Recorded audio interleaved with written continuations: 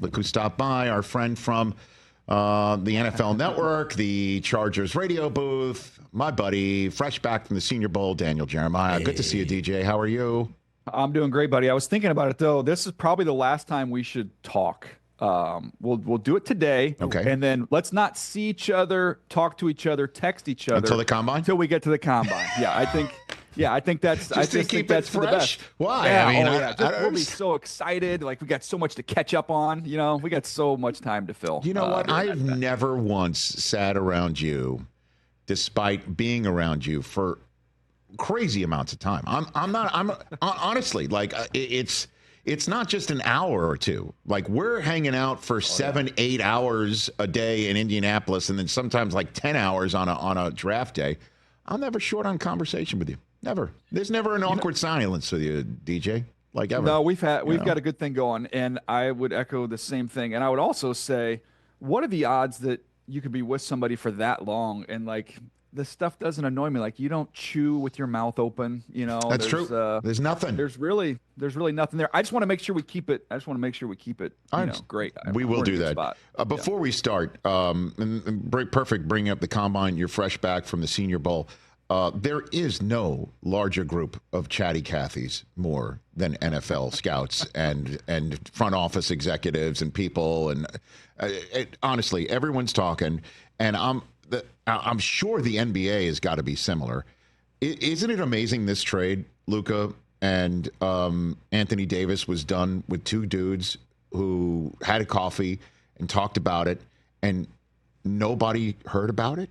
It's one of the. Could you think anything like that would ever be pulled off in the NFL, where no one would know until the very end?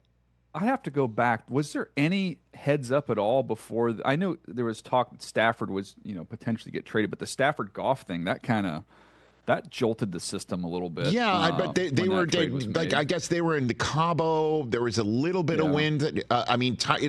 Even when Tyreek Hill got traded to the Dolphins, there was smoke in the morning, where we saw it coming, that he wanted out, and it was surprising because it happened so quickly after initially hearing that. But I don't think the NFL would ever be able to pull off, or general managers would ever be able to pull off. No one would know in our business. It's crazy. No, and give me some life advice on this, because just over the last couple years, I've gotten to know and become friends with Bill Duffy, who's a basketball agent who happens to represent Luka. And I just don't know that I don't know how long I have to wait before, let this kind of breathe a little bit before I try and, check in with him and say hello, because I would imagine his phone's just getting destroyed. And I don't want to overreach in terms of where our friendship is. It's pretty much in the earlier stages of that. So I'm just trying to time it up perfectly. RES Consulting. Check in with him. That's what we're here for. That's what we're here for. What do we say here? I think he's being introduced right now, and Luka looks miserable. He really does look like his life has been turned upside down. So his agent might be dealing with that. I'm saying another 24 hours. Another 24 hours. I was even going to go like another week. I was going to really let this thing try and let the waters settle a little bit. He's a wonderful guy, though. I've just gotten to know him.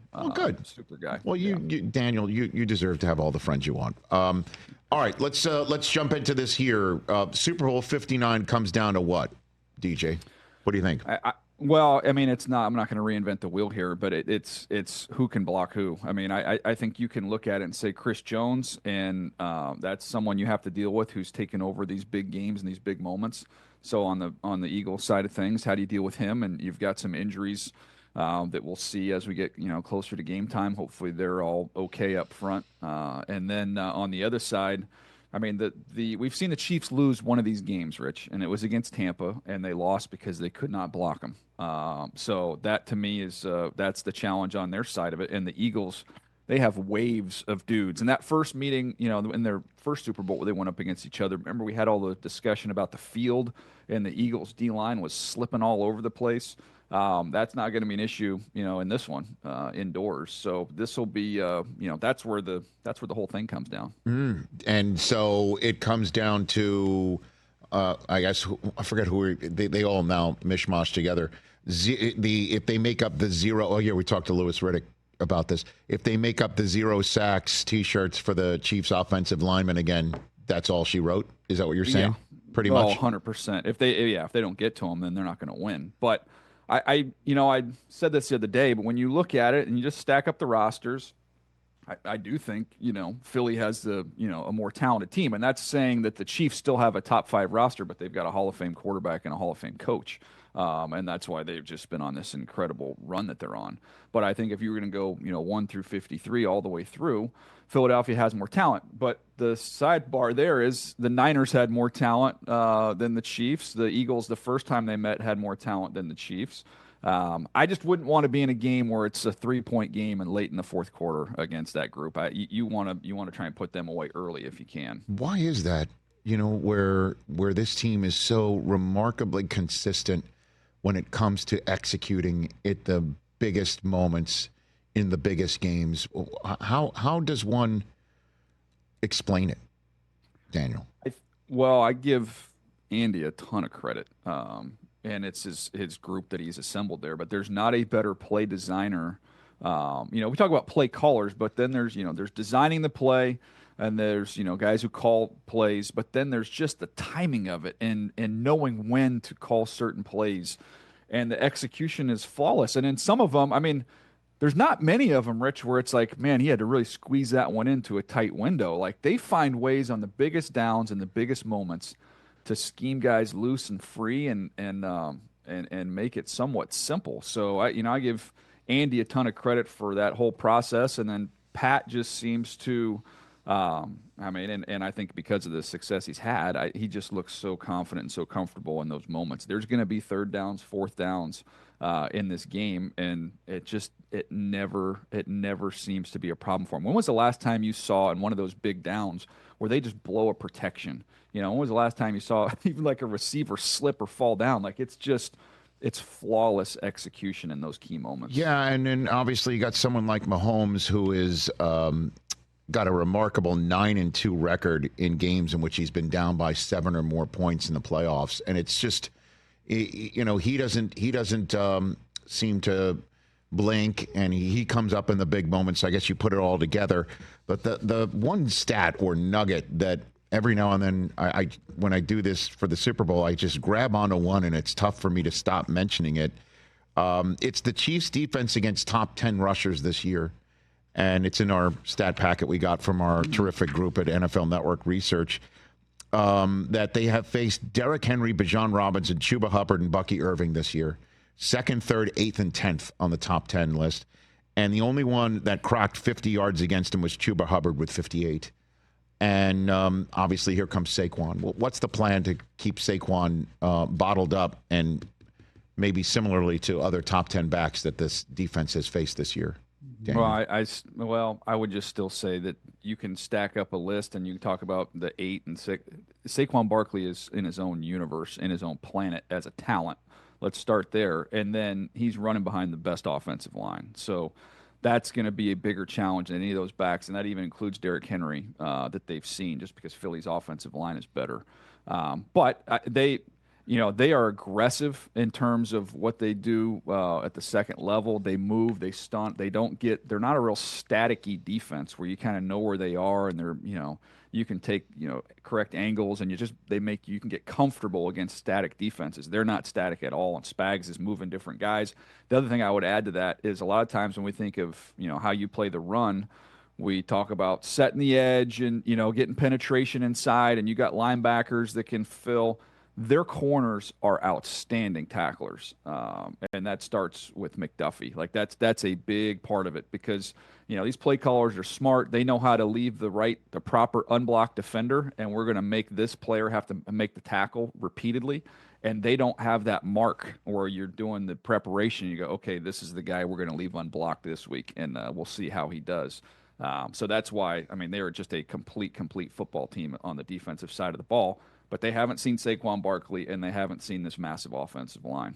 So then what do the Chiefs need to do offensively, do you think, against this team? Obviously, you mentioned blocking up front. Totally get it. But when it all comes down to it in Super Bowl 59, we need to see what from this Chiefs offense to win? Patience.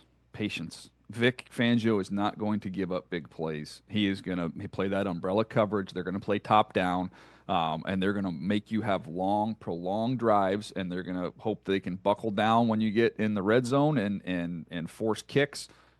We saw it, in the Washington game where they moved the ball pretty well up and down the field, and Ertz caught 900 balls. But they did a pretty good job of keeping it in front of them and not giving up an explosive play. And that's that philosophy of defense. Eventually, we're going to tip a ball. We're gonna force a fumble. We're going to get a sack, or you're gonna make a mistake with a penalty.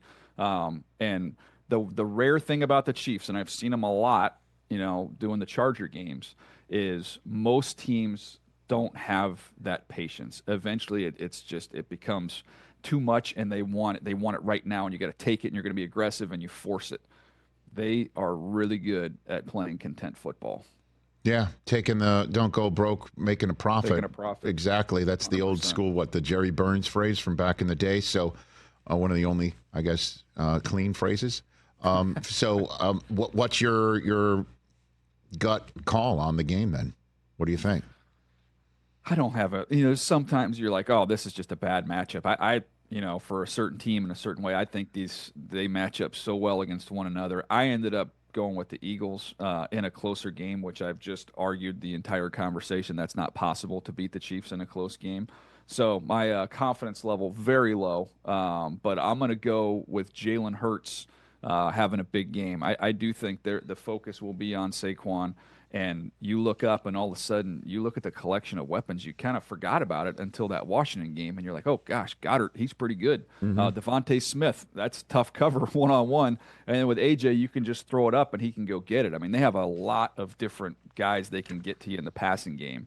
And the one prediction I'll have in this game, Rich, the one prediction I'll have is that I think Nick Sirianni, he's able to get one where they properly guess on when Spags is going to bring it, and they end up hitting Saquon on a screen, and it goes for a big one. So that's my one prediction for this. Interesting. Yeah, Hurts has had 300 or more passing yards, 40 or more rush yards, no interceptions in 2 of his 3 career games against Kansas City, and has only one other such game in his career, and that was Week 15, 2020 at Arizona. So he's not going to blink just seeing the Chiefs uniforms in front of him. I'm excited. Listen, I know that there's Chiefs fatigue, and we saw this matchup 2 years ago, but I'm excited for it, man. There's so many matchups within this game that are intriguing, and a lot of it's there at the line of scrimmage. So I think it's a great matchup. I think it's gonna be a great game. Few minutes left with Daniel Jeremiah. Chris Brockman would like you to please stop touting Abdul Carter, because he has envisioned Carter dropping to the Patriots at 4. Do you see a world in which that's possible? Not you stopping talking about what you see. You're a professional. You do you. But is it possible Abdul Carter drops? Like, how are you seeing the top picks going as we're finally in February now, Daniel? So for Brockman to get that wish, you got to have 2 quarterbacks and Travis Hunter. Yes, exactly. So that's what you're wishing and hoping for. Yep. I don't look. It's early, and we'll see what happens with free agency, and if teams do things quarterback wise that can change this thing. I have a hard time seeing him getting there. I will give you one funny story. We're at the Senior Bowl, and almost every agent's there. It's like the combine. The whole NFL is there. Mm-hmm. And with players, I've learned over the years of doing this, with players and with agents that you run into, unless they're the top of your list, they're not happy with how you've ranked players. Like this guy, how do you not have him? How do you not have me? Why am I? I remember Sammy Watkins coming into the studio one day, and I think he had him number 2 on my list, and he was just like looked at me like I had 3 heads, like how I didn't have him at number 1. But I'm walking out of the hotel. It's a little cold, so I'm walking kind of brisk, and I see Rosenhaus. He's kind of walking towards me, so we're getting ready to pass. I give him the, hey, Drew, how's it going? He goes, hey, DJ, we're starting to pass. And he goes, well, Abdul Carter, number 1 on the list. You got that one right. And I just kept going. I go, it's not that hard, Drew. And then just kept walking right on past him. But he was the only person that was happy with me that I saw the time down there. Abdul Carter flashes, man. That's for damn sure. I mean, best in the draft, atop of your draft board. That's going to happen, pretty much. He's a problem. He's a problem on every single down. So why do you think Cam Ward goes 2 and not 3 and not 2? Because Why do you think Cleveland makes that choice? They don't go quarterback, and I guess walk me through how you measured all this out. Well, I looked at their situation and I thought, okay, you could be looking ahead to the next year and what's to come in the quarterback class. You have the opportunity, a unique opportunity, because of the situation we saw last year with Russell Wilson. Everybody in the NFL that I talked to seems to think, you're going to have the same opportunity with Kirk Cousins this year, which is you're going to get a veteran, quarterback who's going to be on the cheap because his previous team is paying him so much money. You can get him for nothing. So there was just a lot of chatter around the league, and that's not coming from the Browns, but that Kirk Cousins kind of would be a good fit there, to get in there, be ready to play right away. You don't have to pay him much with what you're already on the hook for with Deshaun, and then you can, maybe look into next year where you on the horizon there's other quarterbacks you could be maybe a little bit more excited about. So the Kirk Cousins plan, is that why Myles Garrett demanded a trade, Daniel? So I don't know, but my phone blew up when that got sent. So your phone blows up when Myles Garrett says he wants out of Cleveland. Your thoughts on that before I let you go are what? I personally, and I know they've said, Andrew Berry has said, we're not moving him. I think Myles Garrett did them a huge, huge favor, because I do think it's in their best interest to trade him. But if he doesn't demand a trade and you trade him, you're going to have a big section of your fan base. And having worked there, I know how this is. In Cleveland, because the team success hasn't been there, they're very attached to their guys. And they can say, look, Joe Thomas was here from start to finish. He's our guy, and he's going straight into the Hall of Fame. And maybe our teams weren't all that great, but he's our guy. Like, that's what we're going to hold on to. And Myles Garrett the same way. So if he would have just traded him without Myles Garrett requesting a trade, there's a bunch of people that'd be like, how do you trade a first ballot Hall of Famer? It's all it's kind of all we got here. We have our stars, and he's one of those. Now you can just say, look, we would have kept. He didn't want to be here. So at that point in time, this allows you to start collecting assets for the future, and kind of have a little reset period here, because you can look at it and say he is an unbelievable player, but when you don't have the quarterback, to some degree, it doesn't even matter. So I tend to believe, I think that their quarterback is in the 26th draft. And I would be doing everything I could, to get as many resources in 26 and 27, which would allow me to get that accomplished. And also I wouldn't be, opposed to them even trading down in this draft to get more resources for the future. But that's where I am. So what do you think the cost is going to be? What is Andrew Berry going to demand now that you think that Myles Garrett is taking the pressure off of him by saying, I want out? What do you think? I think you get 2 1s. And then, maybe there's maybe if it's a team that's picking in the back of the first round, maybe it's, this year's one, next year's one, plus a little something extra, maybe a player, another pick. I don't think you can get 3 1s, but I think you can get 2. And if you're picking at the bottom, which if he wants to go to a winner, I would imagine, they would do their best to try and accommodate him from that standpoint. So there will be a lot of teams picking at the back of the draft be interested in that one. Washington? I mean, that's the one that just keeps leaping at me, because he checks a box of that they're on the rise. It checks a box for the Browns that they get him out of conference. Detroit obviously checks that box too. So those are a couple that just leap to mind on that front. NFC side, I mean, 100% I would make a case. Rams? Do you think the Rams could? I mean, they don't really need him. It's crazy to say it, but their young D-line is so good. I mean, they're so cheap. That was the first thing I thought of. As soon as I saw that he was like, well, Les probably already texted him because he's so aggressive. But I'm looking at their team, and I mean, he's got one of the best defensive lines in the NFL right now, and they're young and cheap. So I don't know that that's the right one for them.